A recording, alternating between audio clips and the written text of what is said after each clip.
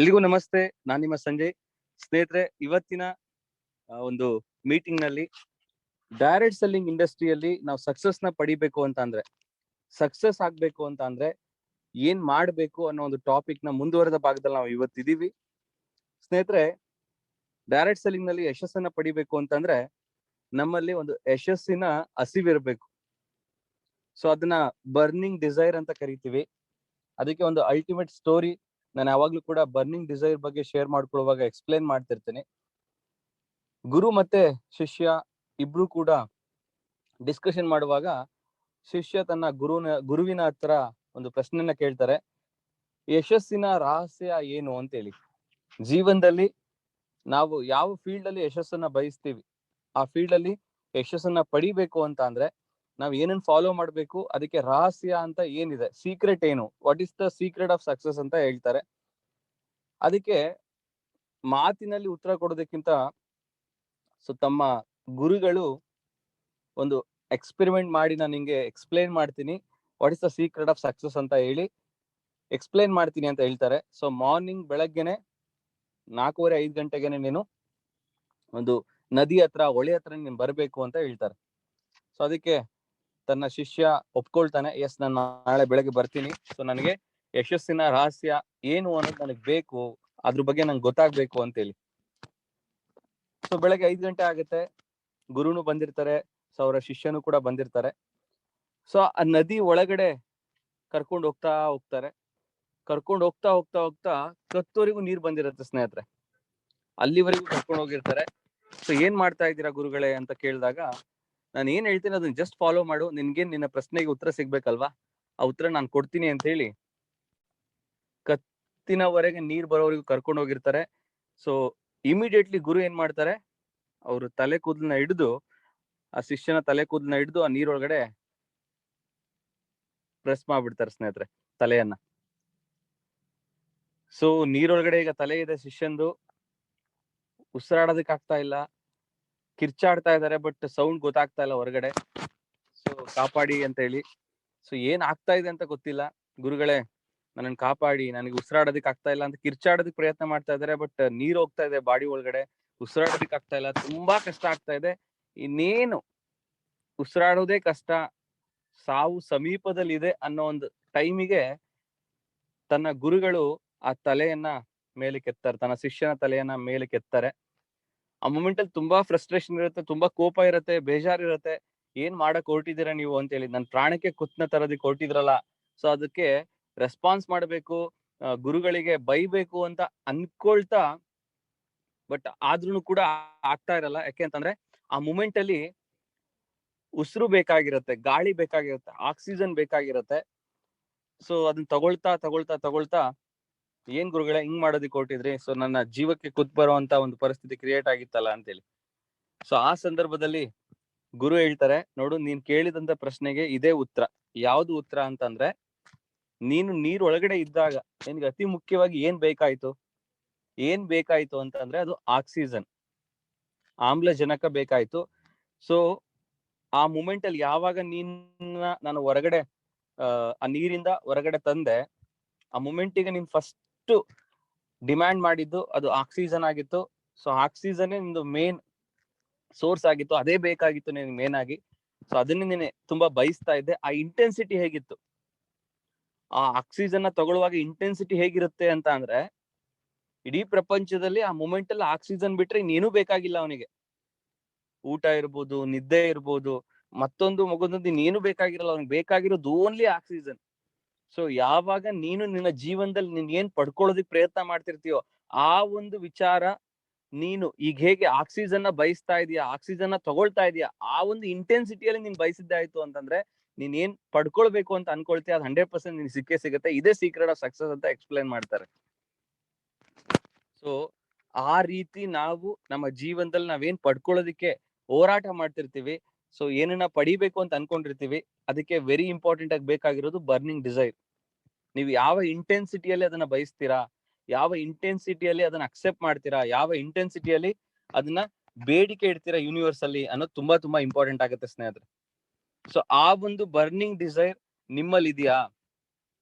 ಆ ಒಂದು burning desire ನಿಮ್ಮಲ್ಲಿ ಇದೆಯಾ? ನೀವೇನ್ ಬಯಸ್ತಾ ಇದ್ದೀರಾ ಡೈರೆಕ್ಟ್ ಸೆಲ್ಲಿಂಗ್ ಇಂಡಸ್ಟ್ರಿಯಲ್ಲಿ ಏನನ್ನ ಪಡ್ಕೊಳ್ಬೇಕು ಅಂತ ಅನ್ಕೊಂಡಿದ್ದೀರಾ? ಆ ಒಂದು ಬರ್ನಿಂಗ್ ಡಿಸೈರ್ ಇದೆಯಾ ಅನ್ನೋದನ್ನ ನೀವು ಕ್ರಾಸ್ ಚೆಕ್ ಮಾಡ್ಕೊಳ್ಳಿ.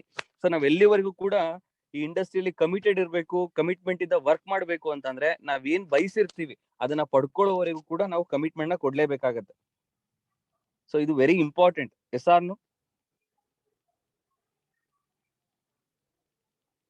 ಸೊ ಇಂಡಸ್ಟ್ರಿಯಲ್ಲಿ ನಿಮ್ಮ ಕನಸುಗಳನ್ನ ಬೇಗ ನನಸು ಮಾಡ್ಕೊಳ್ಬಹುದು ಅಂತ ಒಂದು ಅಲ್ಟಿಮೇಟ್ ಇಂಡಸ್ಟ್ರಿ. ಸೊ ಇಲ್ಲಿ ಟೈಮ್ ತಗೊಳ್ಳೋಣ ನಿಮ್ಮ ಕನಸನ್ನ ನನಸು ಮಾಡ್ಕೊಳ್ಳೋದಕ್ಕೆ. ಸೊ ಇನ್ನೊಂದು ಪಾಯಿಂಟ್ ನ ನಾವು ಎಕ್ಸ್ಪ್ಲೇನ್ ಮಾಡ್ತೀವಿ. ನಿಮ್ಮ ಕನಸು ಎಷ್ಟು ದೊಡ್ಡದಿದೆ ಅನ್ನೋದು ಎಷ್ಟು ಇಂಪಾರ್ಟೆಂಟೋ ಅಷ್ಟೇ ಇಂಪಾರ್ಟೆಂಟ್ ಆ ಕನಸು ನನಸಾಗುವವರೆಗೂ ಅದನ್ನ ಜೀವಂತವಾಗಿ ಇಟ್ಕೊಳ್ಳುವಂಥದ್ದು ತುಂಬಾ ತುಂಬಾ ಇಂಪಾರ್ಟೆಂಟ್ ಆಗುತ್ತೆ ಸ್ನೇಹಿತರೆ. ತುಂಬಾ ಜನ ದೊಡ್ಡ ದೊಡ್ಡ ಕನಸುಗಳನ್ನ ಇಟ್ಕೊಂಡಿರ್ತಾರೆ, ಆದರೆ ಅದಕ್ಕೆ ಕೆಲಸ ಮಾಡುವಾಗ, ಅದಕ್ಕೆ ವರ್ಕ್ ಮಾಡುವಾಗ ಅದೆಲ್ಲೋ ಒಂದ್ ಕಡೆ ಆ ಕನಸು ನನ್ಸಾಗಲ್ಲ, ಅದಕ್ಕೆ ತುಂಬಾ ಎಫರ್ಟ್ ಹಾಕ್ಬೇಕಾಗತ್ತೆ, ತುಂಬಾ ಟೈಮ್ ತಗೊಳುತ್ತೆ ಅಂತ ಗೊತ್ತಾದಾಗ ಆ ಕನಸನ್ನ ಜೀವಂತವಾಗಿ ಇಟ್ಕೊಳ್ಳಲ್ಲ ಸ್ನೇಹಿತರೆ. ಅದನ್ನ ಸಾಯಿಸ್ಬಿಟ್ಟಿರ್ತಾರೆ. ಆ ಕನಸು ಎವಾಪರೇಟ್ ಆಗೋಗಿರುತ್ತೆ. ಸೊ ನಿಮ್ಮನ್ನ ನೀವು ಕ್ರಾಸ್ ಚೆಕ್ ಮಾಡ್ಕೊಳ್ಳಿ. ನಿಮ್ಮ ಕನಸುಗಳು ಏನಿತ್ತು, ಏನೇನ್ ಅನ್ಕೊಂಡಿದ್ರಿ, ಅದು ಎವಾಪರೇಟ್ ಆಗಿದೆಯೋ ಅಥವಾ ಇನ್ನು ಜೀವಂತವಾಗಿ ಉಳಿದಿದೆಯೋ ಅಂತೇಳಿ. ಎಷ್ಟೋ ಜನರು ತುಂಬಾ ದೊಡ್ಡ ದೊಡ್ಡ ಕನಸುಗಳನ್ನ ಇಟ್ಕೊಳ್ತಾರೆ ಡೈರೆಕ್ಟ್ ಸೆಲ್ಲಿಂಗ್ ಇಂಡಸ್ಟ್ರಿಗೆ ಬಂದು, ಆದರೆ ಅದು ನನಸು ಮಾಡ್ಕೊಳ್ಳೋದಕ್ಕಿಂತ ಮುಂಚೆನೆ ಅದನ್ನ ಸಾಯಿಸ್ಬಿಟ್ಟಿರ್ತಾರೆ, ಜೀವಂತವಾಗಿ ಇಟ್ಕೊಂಡಿರಲ್ಲ. ಸೊ ನಿಮ್ಮ ಕನಸು ನನಸಾಗ್ಬೇಕು, ಸೊ ಏನ್ ಅನ್ಕೊಂಡಿದ್ದೀರ ಅದ್ ನೀವು ಪಡ್ಕೊಳ್ಬೇಕು ಅಂತ ಅಂದ್ರೆ ಅದಕ್ಕೆ ಬೇಕಾಗಿರುವಂತ ಶ್ರಮವನ್ನ ನೀವು ಹಾಕ್ಲೇಬೇಕಾಗುತ್ತೆ. ಅದಕ್ಕೆ ಹೇಳ್ತಾರೆ ಕೈ ಕೆಸರಾದರೆ ಬಾಯಿ ಮೊಸರು ಅಂತೇಳಿ. ಕೈ ಕೆಸರಾದರೆ ಬಾಯಿ ಮೊಸರು ಅಂತೇಳಿ. So no pain no gain. ನಾವು ಕಷ್ಟ ಪಡ್ಲಿಲ್ಲ ಅಂತಂದ್ರೆ ಯಾವುದೇ ಕಾರಣಕ್ಕೂ ನಾವು ಜೀವನದಲ್ಲಿ ನಾವೇನ್ ಕನಸುಗಳನ್ನ ಕಂಡಿರ್ತೀವಿ ಅದನ್ನ ನನಸು ಮಾಡ್ಕೊಳ್ಳೋದಿಕ್ ಆಗಲ್ಲ. ಈ ಒಂದು ಬಿಸ್ನೆಸ್ ಅಲ್ಲಿ ಯಾರು ಬಾಸ್ ಅಂತ ಅಂದ್ರೆ ನೀವೇ ಬಾಸ್ ಸ್ನೇಹಿತರೆ. You are the owner of your business. ನೀವು ಡಿಸೈಡ್ ಮಾಡ್ಬೇಕು ಎಂತ ಒಂದು ಬಿಸ್ನೆಸ್ ನ ಬಿಲ್ಡ್ ಮಾಡೋದಕ್ಕೆ ಹೊರಟಿದ್ದೀರಾ ಅಂತೇಳಿ. ಸೊ ಅದಕ್ಕೆ ಸ್ವಾಮಿ ವಿವೇಕಾನಂದ್ರ ಮಾತು ನೆನಪಾಗತ್ತೆ ಈ ಸಂದರ್ಭದಲ್ಲಿ. ಆ ಮಾತನ್ನ ಹೇಳೋದಕ್ಕೆ ನಾನು ಇಷ್ಟಪಡ್ತೀನಿ. ಹೇಳಿ ಎದ್ದೇಳಿ ಗುರಿ ಮುಟ್ಟುವ ತನಕ ನಿಲ್ಲದಿರಿ. ಹೇಳಿ ಎದ್ದೇಳಿ ಗುರಿ ಮುಟ್ಟುವ ತನಕ ನಿಲ್ಲದಿರಿ. ಸೊ ನಿಮ್ಮ ಕನಸು ತುಂಬಾ ದೂರ ಇರ್ಬೋದು ನಿಮ್ಮಿಂದ. ಸೊ ಅದಕ್ಕೆ ತುಂಬಾ ಸಮಯ ತಗೊಳ್ಬಹುದು, ತುಂಬಾ ಹಾರ್ಡ್ ವರ್ಕ್ ಮಾಡೋ ಅವಶ್ಯಕತೆ ಬೀಳ್ಬೋದು. ಆದ್ರೂ ಪರವಾಗಿಲ್ಲ, ಸ್ಯಾಕ್ರಿಫೈಸ್ ಮಾಡೋಣ, ಕಮಿಟ್ಮೆಂಟ್ ನ ವಹಿಸೋಣ. ಆ ಟೆನಿಕಾಸ್ಟ್ ಆ ಕನಸನ್ನ ನನಸು ಮಾಡ್ಕೊಳ್ಳೋವರೆಗೂ ನಾವು ಸ್ಟಾಪ್ ಆಗೋದು ಬೇಡ ಸ್ನೇಹಿತರೆ, ನಿಲ್ಲದ್ ಬೇಡ. ಸೊ ಇನ್ ಕೇಸ್ ನಾವು ಡಿವಿಯೇಟ್ ಆಗಿದ್ರೆ ಅಥವಾ ನಿಂತ್ಕೊಂಡಿದ್ರೆ ಇವಾಗ ಇನ್ನ ಜರ್ನಿನ ಮತ್ತೆ ರೀಸ್ಟಾರ್ಟ್ ಮಾಡಿ, ಕಿಕ್ ಸ್ಟಾರ್ಟ್ ಮಾಡಿ, ಏನ್ ಅನ್ಕೊಂಡಿದೀರಾ ಅದನ್ನ ಟೆನಿಕಾಸ್ಟ್ ಪಡ್ಕೊಳ್ಳೋವರೆಗೂ. ಅದಕ್ಕೆ ಹೇಳ್ತಾರೆ no rest till I become the best ಅಂತ ಹೇಳಿ. No rest till I become the best. So ಎಲ್ರಿಗೂ ಕೂಡ ಚಾಟ್ ಬಾಕ್ಸ್ ಅಲ್ಲಿ ಒಂದು ಮೆಸೇಜ್ ಮಾಡೋದಕ್ಕೆ ಹೇಳೋದಾದ್ರೆ ಈ ಒಂದು ಮೆಸೇಜ್ ನ ಮಾಡಿ ಸ್ನೇಹಿತರೆ. No rest till I become the best ಅಂತೇಳಿ. ಸೊ ನಾನು ಮೆಸೇಜ್ ಮಾಡ್ತೀನಿ, ಅದನ್ನೇ ನೀವು ರಿಟರ್ನ್ ಮೆಸೇಜ್ ಮಾಡಿ type. So no rest till I become the best. So ನಾನು ಒಬ್ಬ ಬೆಸ್ಟ್ ಆಗೋವರೆಗೂ, ನನ್ನ ಕೆಲಸದಲ್ಲಿ ಬೆಸ್ಟ್ ಪೊಸಿಷನ್ ನ ರೀಚ್ ಆಗೋವರೆಗೂ ನಾನ್ ರೆಸ್ಟ್ ತಗೊಳಲ್ಲ. No rest till I become the best. No rest till I become the best. No rest till I become the best. So ಈ ಒಂದು ಆಟೋ ಸಜೆಷನ್ ನ ಎಲ್ಲರೂ ಕೂಡ ಎವ್ರಿ ಡೇ ಹೇಳ್ಕೊಡಿ. ಸೊ ಹೇಳಿ ಎದ್ದೇಳಿ ಗುರಿ ಮುಟ್ಟುವ ತನಕ ನಿಲ್ಲದಿರಿ ಅನ್ನೋದನ್ನು ಕೂಡ ಎಲ್ಲರ ಹತ್ರ ಶೇರ್ ಮಾಡ್ಕೊಳ್ಳಿ. So no rest till I become the best. So ಕೆಲಸ ಮಾಡುವಾಗ ದೊಡ್ಡ ದೊಡ್ಡ ಕನಸುಗಳನ್ನ ಇಟ್ಕೊಳ್ಬೇಕು ಅಂತ ಹೇಳ್ತೀವಿ. ಸೊ ಸ್ವಾಮಿ ವಿವೇಕಾನಂದ್ರ ಹೇಗೆ ಹೇಳಿ ಎದ್ದೇಳಿ ಗುರಿ ಮುಟ್ಟುವ ತನಕ ನಿಲ್ಲದಿರಿ ಅಂತ ಹೇಳ್ತಾರೋ, ಹಾಗೆ APJ ಅಬ್ದುಲ್ ಕಲಾಂ ಸರ್ ಕನಸು ಬಗ್ಗೆ ಮಾತಾಡ್ತಾರೆ ಸ್ನೇಹಿತರೆ. So APJ Abdul Kalam sir ಹೇಳ್ತಾರೆ, ನಿದ್ದೆಯಲ್ಲಿ ಕಾಣುವುದು ಕನಸಲ್ಲ, ನಿದ್ದೆಯಲ್ಲಿ ಕಾಣುವುದು ಕನಸಲ್ಲ, ನಿದ್ದೆ ಬಾರದಂತೆ ಮಾಡುವುದಿದೆಯಲ್ಲ ಅದು ನಿಜವಾದ ಕನಸು ಅಂತ ಹೇಳಿ. ನಿಮ್ಮ ಕನಸು ನಿಮ್ಮನ್ನ ನಿದ್ದೆ ಬರೋದಕ್ಕೆ ಅಥವಾ ನಿದ್ದೆ ಮಾಡೋದಕ್ಕೆ ಬಿಡಬಾರದು, ನಿದ್ದೆನ ಗೆಡಿಸ್ಬೇಕು, ಅದು ನಿಜವಾದ ಕನಸು ಅಂತೇಳಿ. ಸೊ ಯಾಕೆಂದ್ರೆ ಪ್ರತಿಯೊಬ್ಬರಲ್ಲೂ ಕೂಡ ಒಂದು ಅಗಾಧವಾದ ಶಕ್ತಿ ಇದೆ. ಮನಸ್ಸು ಮಾಡಿದ್ರೆ ಇಡೀ ಪ್ರಪಂಚವನ್ನ ಗೆಲ್ಲುವಂತ ಒಂದು ಶಕ್ತಿ ಇದೆ. ಬಟ್ ಆ ಶಕ್ತಿ ಅರಿವಾಗೋದು ಯಾವಾಗ ಅಂತಂದ್ರೆ ನಾವು ದೊಡ್ಡ ದೊಡ್ಡ ಕನಸುಗಳನ್ನ ಇಟ್ಕೊಂಡಾಗ, ದೊಡ್ಡ ದೊಡ್ಡ ಕನಸುಗಳನ್ನ ಇಟ್ಕೊಂಡಾಗ ನಮ್ಮ ಶಕ್ತಿ ಅರಿವಾಗುತ್ತೆ. ಆ ದೊಡ್ಡ ಕನಸುಗಳನ್ನ ಬೇಟೆ ಆಡೋದಕ್ಕೆ ನಾವು ರೆಡಿ ಆಗ್ತೀವಿ. ಸೊ ಹಾರ್ಡ್ ವರ್ಕ್ ಮಾಡೋದಕ್ಕೆ ರೆಡಿ ಆಗ್ತೀವಿ. ಸೊ ಟೈರ್ನೆಸ್ ಆಗದೆ ಟೈಮ್ ನ ನೋಡದೆ ನಾವು ನಮ್ಮ ಗುರಿಯ ಕಡೆ ವರ್ಕ್ ಮಾಡ್ತಾ ಇರ್ತೀವಿ. ಸೊ ಅವಾಗ್ಲೇನೆ ನಮ್ಮ ಶಕ್ತಿಯ ಅರಿವು ನಮ್ಮೆಲ್ಲರಿಗೂ ಕೂಡ ಆಗುವಂತದ್ದು. ಎಸ್ಆರ್ನು ಎಸ್ಪೆಷಲಿ ಡೈರೆಕ್ಟ್ ಸೆಲ್ಲಿಂಗ್ ಇಂಡಸ್ಟ್ರಿಯಲ್ಲಿ ಒಂದು ದೊಡ್ಡ ಕನಸು ಅಂತ ಅಂದ್ರೆ ಅದು ಒಂದು ದೊಡ್ಡ ಇನ್ಕಮ್. ಸೊ ನನಗೆ ಪರ್ ಮಂತ್ 2 ಲಕ್ಷ ಬರಬೇಕು, 5 ಲಕ್ಷ ಬರಬೇಕು, 10 ಲಕ್ಷ ಬರಬೇಕು, 20 ಲಕ್ಷ ಬರಬೇಕು, 1 ಕೋಟಿ ಪರ್ ಮಂತ್ ಬರಬೇಕು ಅನ್ನೋ ಒಂದು ಬಿಗ್ ಇನ್ಕಮ್, ಒಂದು ಬಿಗ್ ಡ್ರೀಮ್ ಅಂತ ಅನ್ಬೋದು, ಒಂದು ದೊಡ್ಡ ಕನಸು ಅನ್ಬೋದು ಎಲ್ರದ್ದು ಕೂಡ ಡೈರೆಕ್ಟ್ ಸೆಲ್ಲಿಂಗ್ ಇಂಡಸ್ಟ್ರಿಯಲ್ಲಿ. ಸೊ ಹಾಗಾದ್ರೆ ಡೈರೆಕ್ಟ್ ಸೆಲ್ಲಿಂಗ್ ಇಂಡಸ್ಟ್ರಿಯಲ್ಲಿ ನೀವು ಲಕ್ಷ ಪರ್ ಮಂತ್ ಇನ್ಕಮ್ ನ ಮಾಡಬೇಕು ಅಂತಂದ್ರೆ ಏನ್ ಮಾಡಬೇಕು? ಆಕ್ಚುಲಿ ಇವಾಗ ನಾನು ಟಾಪಿಕ್ ಬರ್ತಾ ಇದ್ದೀನಿ, ಆ ಒಂದು ಪಾಯಿಂಟ್ ಬರ್ತಾ ಇದ್ದೀನಿ. ಸೊ ನಿಮ್ಮ ಟೀಮ್ ಅಲ್ಲಿ ಅತಿ ಹೆಚ್ಚು ಜನರ ಇನ್ಕಮ್ ಜಾಸ್ತಿ ಆದಷ್ಟು ನಿಮ್ಮ ಇನ್ಕಮ್ ಜಾಸ್ತಿ ಆಗತ್ತೆ. ನಿಮ್ಮ ಟೀಮ್ ಅಲ್ಲಿ ಅತಿ ಹೆಚ್ಚು ಜನರ ಇನ್ಕಮ್ ಜಾಸ್ತಿ ಆದಷ್ಟು ನಿಮ್ಮ ಇನ್ಕಮ್ ಜಾಸ್ತಿ ಆಗತ್ತೆ. ಸೊ ಹಾಗಾದ್ರೆ ನೀವೇನಾದ್ರೂ lakhs together income per month ತಗೊಳ್ಬೇಕು ಅಂತ ಅನ್ಕೊಂಡಿದ್ರೆ ನೀವು ಮಾಡ್ಬೇಕಿರುವಂತ ವರ್ಕ್ ಏನು ಅಂತ ಅಂದ್ರೆ, ನಿಮ್ಮ ಟೀಮ್ ಅಲ್ಲಿ ಯಾರೆಲ್ಲ ಇರ್ತಾರೋ ನಿಮ್ಮನ್ನ ಬಿಲೀವ್ ಮಾಡಿ ನಿಮ್ಮ ಗೈಡೆನ್ಸ್ ಅಲ್ಲಿ ಯಾರೆಲ್ಲ ವರ್ಕ್ ಮಾಡ್ತಿರ್ತಾರೆ ಅವರ ಇನ್ಕಮ್ ನ ಜಾಸ್ತಿ ಮಾಡೋದಕ್ಕೆ ಪ್ರಯತ್ನ ಮಾಡಿ. ಅವ್ರದ್ದು ಮಂತ್ಲಿ ಇನ್ಕಮ್ ಜಾಸ್ತಿ ಮಾಡಿ. ನಿಮ್ಮ ಟೀಮ್ ನಲ್ಲಿರುವಂತ ಜನರ ಮಂತ್ಲಿ ಇನ್ಕಮ್ ಜಾಸ್ತಿ ಆದಾಗೆ ಆಟೋಮೆಟಿಕಲಿ ನಿಮಗೆ ಗೊತ್ತಿಲ್ಲದೆ ನಿಮ್ ಇನ್ಕಮ್ ಜಾಸ್ತಿ ಆಗ್ತಾ ಹೋಗುತ್ತೆ. ನಿಮ್ ಇನ್ಕಮ್ ನೀವು ಫೋಕಸ್ ಮಾಡೋದ್ ಬೇಕಾಗಿಲ್ಲ. ನಿಮ್ಮ ಟೀಮ್ ಅಲ್ಲಿ ಇರುವಂತ ಟೀಮ್ ಸದಸ್ಯರ ಇನ್ಕಮ್ ನ ಜಾಸ್ತಿ ಮಾಡೋದಕ್ಕೆ ನೀವು ಪ್ರಯತ್ನ ಮಾಡ್ಬೇಕು. ಸೊ ಹಾಗಾಗಿ ಅವರಿಗೆ ಒಂದು ಪ್ಲಾನಿಂಗ್ ಮಾಡ್ಕೊಡ್ಬೇಕು. ನೀವು ಹೊಸ ರ್ಯಾಂಕ್ ಗಳನ್ನ ಅಚೀವ್ ಮಾಡ್ಸೋದಿರ್ಬೋದು, ಎವ್ರಿ ಮಂತ್ ಇನ್ಕಮ್ ನ ಜಾಸ್ತಿ ಮಾಡ್ಸೋದಿರ್ಬೋದು, ಅವರಿಗೆ ಟಾರ್ಗೆಟ್ ಕೊಡೋದಿರ್ಬೋದು. Every week every month target ಕೊಡಿ.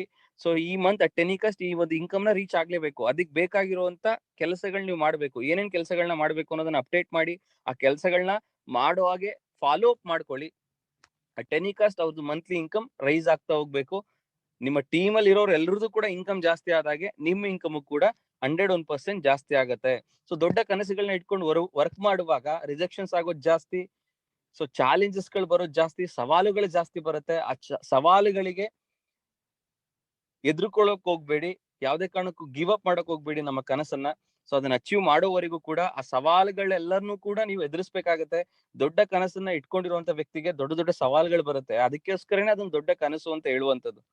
ಸೊ ಆ ದೊಡ್ಡ ಸವಾಲುಗಳು ಪ್ರಾಕ್ಟೀಸ್ ಮಾಡ್ತಾ ಮಾಡ್ತಾ ಅದು ನಿಮ್ಗೆ ಚಿಕ್ಕ ಸವಾಲುಗಳಾಗ್ತಾ ಹೋಗುತ್ತೆ. ಒಂದ್ಸಲ ಅನುಭವಕ್ಕೆ ಬರೋವರೆಗೆ ಅಷ್ಟೇ. ಒಂದ್ಸಲ ಅದು ಅನುಭವಕ್ಕೆ ಬಂದಾದ್ಮೇಲೆ ಸೊ ನಿಮಗೆ ಅದು ಸವಾಲು ತರನೇ ಅಂತ ಅನ್ಸಲ್ಲ. ಸೊ ಹಾಗಾಗಿ ನಿಮ್ ಬಿಸ್ನೆಸ್ ಗೆ ನೀವೇ ಬಾಸ್ ಆಗಿರೋದ್ರಿಂದ, ಇಲ್ಲಿ ಯಾರು ನಿಮಗೆ ಬಾಸ್ ಇಲ್ದೇ ಇರೋದ್ರಿಂದ ಸೊ ನಿಮ್ಮನ್ನ ನೀವು ಫಾಲೋ ಅಪ್ ಮಾಡ್ಕೊಳ್ಳಿ. ನಿಮ್ಮ ಟೀಮ್ ಅಲ್ಲಿರುವಂತ ಪ್ರತಿಯೊಬ್ಬ ಸದಸ್ಯರ ಇನ್ಕಮ್ ನ ಜಾಸ್ತಿ ಮಾಡೋದಕ್ಕೆ ನೀವು ಫೋಕಸ್ ಮಾಡ್ಬೇಕಾಗತ್ತೆ. ಅದೊಂದೇ ಸೊಲ್ಯೂಷನ್. ನೀವು ಅತಿ ಹೆಚ್ಚು ಇನ್ಕಮ್ ನ ನೀವು ಮಾಡ್ಬೇಕು ಅಂದ್ರೆ. ಸೊ 10 ಲಕ್ಷ ಇನ್ಕಮ್ ಬೇಕಾ? 1 ಲಕ್ಷದ ಮೇಲೆ ಇನ್ಕಮ್ ಇರುವಂತವ್ರನ್ನ ಮಿನಿಮಮ್ ಒಂದು 30-40 ಜನನ ನಿಮ್ಮ ಟೀಮ್ ಅಲ್ಲಿ ಕ್ರಿಯೇಟ್ ಮಾಡಿ. ಆಟೋಮೆಟಿಕಲ್ ನಿಮ್ದು per month income 10 lakh rupees 101% ಇರುತ್ತೆ. ನೀವು ಬೇಕಾದ್ರೆ ಡೈರೆಕ್ಟ್ ಸೆಲ್ಲಿಂಗ್ ಇಂಡಸ್ಟ್ರಿಯಲ್ಲಿ 5 ಲಕ್ಷ, 10 ಲಕ್ಷ, 15 ಲಕ್ಷ, 20 ಲಕ್ಷ ಇನ್ಕಮ್ ತಗೊಳ್ತಿರೋರ್ನ ಕೇಳಿ, ಮತ್ತೆ ಅವ್ರ ಟೀಮ್ ಅಲ್ಲೂ ಕೂಡ ನೀವು ನೋಡಿ ಅವ್ರದ್ದು ಅಷ್ಟು ಇನ್ಕಮ್ ಏನಕ್ಕಾಗಿರುತ್ತೆ ಅಂತಂದ್ರೆ, ಅವ್ರ ಟೀಮ್ ಅಲ್ಲಿ ಮಂತ್ಲಿ ಇನ್ಕಮ್ ನ ತಗೊಳ್ಳುವಂತವ್ರು ಲಕ್ಷಾಧಿಪತಿಗಳು ತುಂಬಾ ಜನರು ಇರ್ತಾರೆ. ಅದಕ್ಕೇನೆ ಅವರು 5 ಲಕ್ಷ, 10 ಲಕ್ಷ, 15 ಲಕ್ಷ, 20 ಲಕ್ಷ ಇನ್ಕಮ್ ತಗೊಳ್ತಿರ್ತಾರೆ. ಸೊ ಯಾವ ಡೈರೆಕ್ಟ್ ಸೆಲ್ಲಿಂಗ್ ಇಂಡಸ್ಟ್ರಿಯಲ್ಲೂ ಕೂಡ, ಯಾವ ಡೈರೆಕ್ಟ್ ಸೆಲ್ಲಿಂಗ್ ಕಂಪನಿಲೂ ಕೂಡ ಯಾರಿಗೂ ಇನ್ಕಮ್ ಕೊಡಿಸ್ದೆ ತಾನ್ ಮಾತ್ರ ಇನ್ಕಮ್ ತಗೊಂಡಿರುವಂತ ಉದಾಹರಣೆಗಳೇ ಇಲ್ಲ. ಓನ್ಲಿ ನಿಮ್ ಇನ್ಕಮ್ ಮಾತ್ರ ಜಾಸ್ತಿ ಆಗುತ್ತೆ, ನಿಮ್ಮ ಟೀಮ್ ಅಲ್ಲಿ ಇರೋರು ಇನ್ಕಮ್ ಜಾಸ್ತಿ ಆಗ್ಲಿಲ್ಲ ಅಂತ ಅಂದ್ರೂ ಕೂಡ ನಿಮ್ಮ ಇನ್ಕಮ್ ಜಾಸ್ತಿ ಇರುತ್ತೆ ಅನ್ನೋ ಉದಾಹರಣೆಗಳೇ ಇಲ್ಲ ಸ್ನೇಹಿತರೆ. ಸೊ ನಿಮ್ ಇನ್ಕಮ್ ಜಾಸ್ತಿ ಆಗ್ಬೇಕಾ? ನಿಮ್ಮ ಟೀಮ್ ಅಲ್ಲಿ ಇರುವಂತ ಪ್ರತಿಯೊಬ್ಬ ವ್ಯಕ್ತಿಯ ಇನ್ಕಮ್ ಜಾಸ್ತಿ ಆದ್ರೆ ನಿಮ್ಮ ಇನ್ಕಮ್ ಆಟೋಮೆಟಿಕಲಿ ಜಾಸ್ತಿ ಆಗತ್ತೆ. ಕ್ಲಿಯರ್? ಸೊ ಇದಾಗಿತ್ತು ಇವತ್ತಿನ ಡೈರೆಕ್ಟ್ ಸೆಲ್ಲಿಂಗ್ ಸಬ್ಜೆಕ್ಟ್ ಗೆ ಸಂಬಂಧಪಟ್ಟಂತ ಒಂದು ಸಕ್ಸಸ್ ಸೀಕ್ರೆಟ್ ನ ನೆಟ್ವರ್ಕ್ ಮಾರ್ಕೆಟಿಂಗ್ ನ ಗುಪ್ತ ರಹಸ್ಯಗಳು ಪುಸ್ತಕದಲ್ಲಿ, ನೆಟ್ವರ್ಕ್ ಮಾರ್ಕೆಟಿಂಗ್ ನ ಸಕ್ಸಸ್ ಮಂತ್ರಗಳು ಪುಸ್ತಕದಲ್ಲಿರುವಂತ ಒಂದು ಪಾಯಿಂಟ್ ನಾನು ನಿಮ್ಗೆ ಶೇರ್ ಮಾಡಿದ್ದೀನಿ. ಆ ಒಂದು ಪಾಯಿಂಟ್ ಏನು ಅಂತಂದ್ರೆ, ನೀವು ಡೈರೆಕ್ಟ್ ಸೆಲ್ಲಿಂಗ್ ನಲ್ಲಿ ಯಶಸ್ಸನ್ನ ಪಡಿಬೇಕು ಅಂದ್ರೆ ನೀವು ದೊಡ್ಡ ಕನಸುಗಾರರಾಗಿರ್ಬೇಕು, ಬಿಗ್ ಡ್ರೀಮರ್ಸ್ ಆಗಿರ್ಬೇಕು, ದೊಡ್ಡ ದೊಡ್ಡ ಕನಸುಗಳನ್ನ ಇಟ್ಕೊಂಡಿರ್ಬೇಕು. ಅವಾಗ್ಲೇನೆ ನಿಮ್ಮಲ್ಲಿರುವಂತ ಒಂದು ಅಗಾಧವಾದ ಶಕ್ತಿಯನ್ನ ನೀವು ಬಳಸ್ಕೊಳ್ಳೋದಕ್ಕೆ ಸಾಧ್ಯ, ಆ ಒಂದು ಎನರ್ಜಿಯನ್ನ ಯುಟಿಲೈಸೇಷನ್ ಮಾಡ್ಕೊಳ್ಳೋದಕ್ಕೆ ಸಾಧ್ಯ ಅಂತ ಹೇಳ್ತಾ, ಸೊ ಇವತ್ತಿನ ಕಾರ್ಯಕ್ರಮದಲ್ಲಿ wellness and direct selling certification course ನ ಯಶಸ್ವಿಯಾಗಿ ಕಂಪ್ಲೀಟ್ ಮಾಡ್ಕೊಂಡು ಇವತ್ತು ಸರ್ಟಿಫೈಡ್ ವೆಲ್ನೆಸ್ ಕನ್ಸಲ್ಟೆಂಟ್ ಆಗಿದ್ದಾರೆ, ಕ್ವಾಲಿಫೈಡ್ ನೆಟ್ವರ್ಕ್ ಮಾರ್ಕೆಟರ್ ಆಗಿದ್ದಾರೆ. ಸೊ ಇವತ್ತು ವೆಲ್ನೆಸ್ ಇಂಡಸ್ಟ್ರಿ ಬಗ್ಗೆ ಆಳವಾಗಿ ಎಜುಕೇಶನ್ ತಗೊಂಡಿರುವಂತ ಯಶಸ್ವಿನಿ ಮೇಡಮ್ ನಿಮ್ ಮುಂದೆ ವೆಲ್ನೆಸ್ ಬಗ್ಗೆ ತಾವು ತಿಳಿದಂತ ಶಿಕ್ಷಣವನ್ನ ಶೇರ್ ಮಾಡ್ಕೊಳ್ಳೋದಕ್ಕೆ ಹೋಗ್ತಾ ಇದ್ದಾರೆ. ಸೊ ನಿಮ್ಮೆಲ್ಲರ ಜೋರ ಚಪ್ಪಾಳೆ ಮುಖಾಂತರ ಅವ್ರನ್ನ ವೆಲ್ಕಮ್ ಮಾಡ್ಕೋಣ. Let's welcome Yashaswini madam. Let's welcome Yashaswini madam. So Yashaswini madam unmute ಮಾಡಿದ್ದೀನಿ. Good evening, sir. Very good evening madam. Good evening all. Myself Yashaswini from Tumkur. ಇವತ್ತಿನ ವೆಲ್ನೆಸ್ ಕ್ಲಾಸ್ ನಾನು ಯಾವ್ದ್ರ ಬಗ್ಗೆ ಮಾತಾಡ್ತಿದ್ದೀನಿ ಅಂತಂದ್ರೆ ರಾ ಮೆಟೀರಿಯಲ್ ಬಗ್ಗೆ ನಿಮ್ಗೆ ಹೇಳ್ತೀನಿ. ರಾ ಮೆಟೀರಿಯಲ್ 2 ಟೈಪ್ಸ್ ಇರುತ್ತೆ. First one macro nutrients, second one micro nutrients. ಅದರಲ್ಲಿ ನಾನು ನಿಮ್ಗೆ ಮ್ಯಾಕ್ರೋ ನ್ಯೂಟ್ರಿಯೆಂಟ್ಸ್ ಬಗ್ಗೆ ತಿಳಿಸ್ಕೊಡ್ತೀನಿ. ಅತಿ ಹೆಚ್ಚು ನಮ್ಮ ಶರೀರಕ್ಕೆ ಅತಿ ಹೆಚ್ಚು ಬೇಕಾಗಿರೋಂಥದ್ದು ಮ್ಯಾಕ್ರೋ ನ್ಯೂಟ್ರಿಯೆಂಟ್ಸ್ ಅಂತಾನೆ ಹೇಳ್ಬೋದು. ಅದರಲ್ಲಿ ಮೂರ್ ತರದಿರುತ್ತೆ. First one carbohydrates, second one proteins, third one fats. ಒಂದೊಂದೇ ಹೇಳ್ತಾ ಹೋಗ್ತೀನಿ, ನೋಟ್ ಮಾಡ್ಕೊಬಹುದು. ಫಸ್ಟ್ ಕಾರ್ಬೋಹೈಡ್ರೇಟ್ಸ್ ಬಗ್ಗೆ ಹೇಳ್ತಾ ಹೋಗ್ತೀನಿ. ಕಾರ್ಬೋಹೈಡ್ರೇಟ್ಸ್ ಅಲ್ಲಿ ಮೂರ್ ವಿಧಗಳನ್ನಾಗಿ ಮಾಡಿದ್ದಾರೆ. 3 ಟೈಪ್ಸ್ ಮಾಡಿದ್ದಾರೆ. Monosaccharide carbohydrate, second one disaccharide carbohydrate, third one polysaccharide carbohydrate. Carbohydrate ಯಾತಕ್ಕೆ ಬೇಕು ಅನ್ನೋದು. ಕಾರ್ಬೋಹೈಡ್ರೇಟ್ ನಮ್ಮ ಶರೀರದಲ್ಲಿ ಜೀವಕೋಶಗಳಲ್ಲಿ ಶಕ್ತಿ ಉತ್ಪಾದನೆಗಾಗಿ ಬಳಸಲಾಗುತ್ತದೆ. ನಮ್ಮ ಶರೀರದಲ್ಲಿ ಜೀವಕೋಶಗಳು ಶಕ್ತಿ ಏನ್ ಉತ್ಪಾದನೆ ಆಗುತ್ತೆ ಅದಕ್ಕೆ ಬಳಸ್ಕೊಂತಾರೆ. ಮೇನ್ ಇಂಪಾರ್ಟೆಂಟ್ ಕೆಲಸ ಕಾರ್ಬೋಹೈಡ್ರೇಟ್ಸ್ ಎನರ್ಜಿ ಉತ್ಪಾದನೆ ಮಾಡುವಂಥದ್ದು. ಅಂಡ್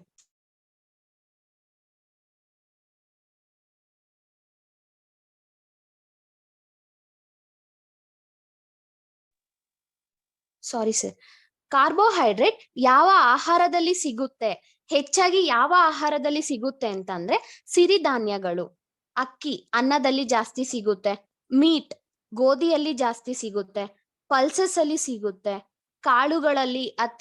ಕಾಳುಗಳಲ್ಲಿ ಸಿಗುತ್ತೆ, ಅತಿ ಹೆಚ್ಚು ರೂಟ್ಸ್ ಅಲ್ಲಿ ಬೇರುಗಳಲ್ಲಿ ಸಿಗುತ್ತೆ. ಪೊಟ್ಯಾಟೊ ಆಲೂಗೆಡ್ಡೆಯಲ್ಲಿ ವೆರಿ ರಿಚ್ ಕಂಟೆಂಟ್ ಅಂತಾನೆ ಹೇಳ್ಬೋದು, ಆಲೂಗೆಡ್ಡೆಯಲ್ಲಿ ಸಿಗುತ್ತೆ. ಮತ್ತೆ ಬೀಟ್ರೋಟ್ ಅಲ್ಲಿ ಸಿಗುತ್ತೆ, ಗೆಣಸುಗಳಲ್ಲಿ ಸಿಗುತ್ತೆ, ಮತ್ತೆ ಫ್ರೂಟ್ಸ್ ಅಲ್ಲಿ ಕೂಡ ಸಿಗುತ್ತೆ. ಬನಾನಾದಲ್ಲಿ ಬಾಳೆಹಣ್ಣಲ್ಲಿ ಅತಿ ಹೆಚ್ಚು ಸಿಗುವಂತದ್ದು, ಮತ್ತೆ ಮ್ಯಾಂಗೋ ಅಲ್ಲಿ ಕೂಡ ಸಿಗುತ್ತೆ, ಪೈನಾಪಲ್, ಗ್ರೇಪ್ಸ್, ಸ್ವೀಟ್ ಪೊಟ್ಯಾಟೊ ಅಲ್ಲಿ ಸ್ವೀಟ್ ಪೊಟ್ಯಾಟೊ ಅಂತ ಇದೆ, ಅದ್ರಲ್ಲಿ ಕೂಡ ಅತಿ ಹೆಚ್ಚು ಸಿಗುವಂತದ್ದು.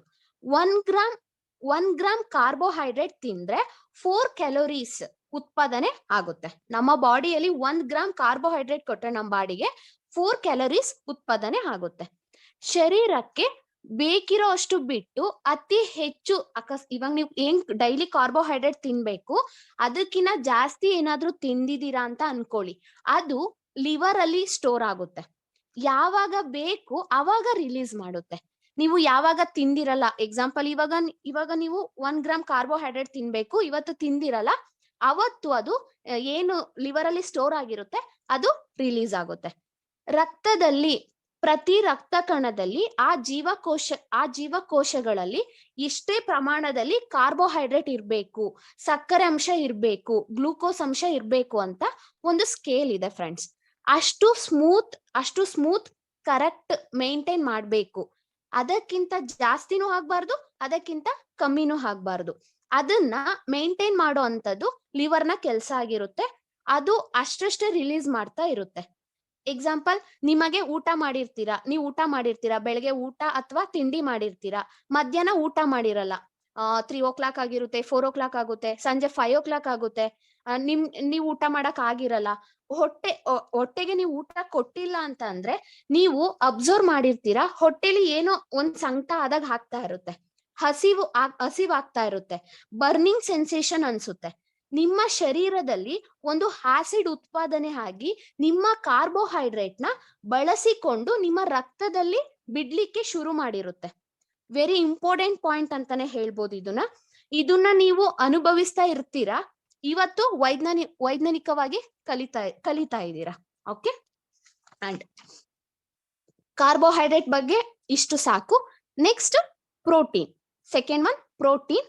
ನಮ್ಮ ಇಡೀ ಆಹಾರದ ಪಟ್ಟಿಯಲ್ಲಿ, ನಮ್ಮ ಪೋಷಕಾಂಶಗಳ ಪಟ್ಟಿಯಲ್ಲಿ ಅತಿ ರಾಜ ಅಂತ ಕರ್ಸ್ಕೊಂಡಿರೋ ಅಂತ ಪೋಷಕಾಂಶ ಅಂತಾನೆ ಹೇಳ್ಬೋದು ಪ್ರೋಟೀನ್ ನ. ನನ್ನ ಪ್ರಕಾರ ಎಲ್ರು ರಾಜ್ರೆ, ಅತಿ ಹೆಚ್ಚಿನ ಮಹತ್ವ ಕೊಡೋ ಅಂತದ್ದು ಅದರ ಕಾರ್ಯವೈಖ್ಯದಿಂದಾಗಿ ಪ್ರೋಟೀನ್ಗೆ ಅತಿ ಹೆಚ್ಚಿನ ಮಹತ್ವ ಕೊಡ್ಲಾಗಿದೆ. ಇದು ಗ್ರೀಕ್ ಭಾಷೆಯಿಂದ ಬಂದಂತ ಪದ. ಆಗಿದ್ರೆ ಎಲ್ಲಾ ಮೆಡಿಕಲ್ ವರ್ಡ್ಸು ಗ್ರೀಕ್, ಲ್ಯಾಟಿನ್, ನಿಮಗೆ ಗ್ರೀಕ್ ಭಾಷೆಯಿಂದಾನೇ ಬಂದಿರೋ ಅಂತದ್ದು. ವಿಶೇಷವಾಗಿ ಪ್ರೋಟೀನ್ ಅನ್ನೋ ಅಂತದ್ದು ಅವರ ಆಡು ಭಾಷೆ ಗ್ರೀಕ್ನ ಅದು ಒಂದು ಭಾಷೆ ಆಗಿರೋದ್ರಿಂದ ಬಂದಂತದ್ದು ಪ್ರಿಯಾರಿಟಿ ಅಂತ ಅಂದ್ರೆ ಮೀನಿಂಗ್ ತುಂಬಾ ಮಹತ್ವವಾದದ್ದು ಅನ್ನೋ ಮೀನಿಂಗ್ ಬರುತ್ತೆ. ವೆರಿ ಇಂಪಾರ್ಟೆಂಟ್ ಅಂತ ಅರ್ಥ ಬರುತ್ತೆ.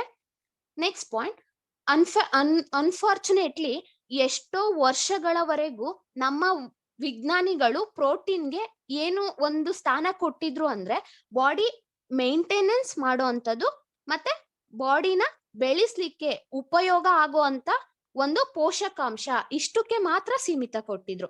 ಬಾಡಿ ಮೇಂಟೆನೆನ್ಸ್ ಮಾಡ್ಲಿಕ್ಕೆ ಮತ್ತೆ ಒಂದು ಬಾಡಿನ ಬೆಳೆಸ್ಲಿಕ್ಕೆ ಅಂತ ಇಷ್ಟಕ್ಕೆ ಮಾತ್ರ ಸೀಮಿತ ಕೊಟ್ಟಿದ್ರು. ಇದ್ರ ಬಗ್ಗೆ ಹೆಚ್ಚು ಸಂಶೋಧನೆ ಆಗಿರ್ಲಿಲ್ಲ. ಇತ್ತೀಚೆಗೆ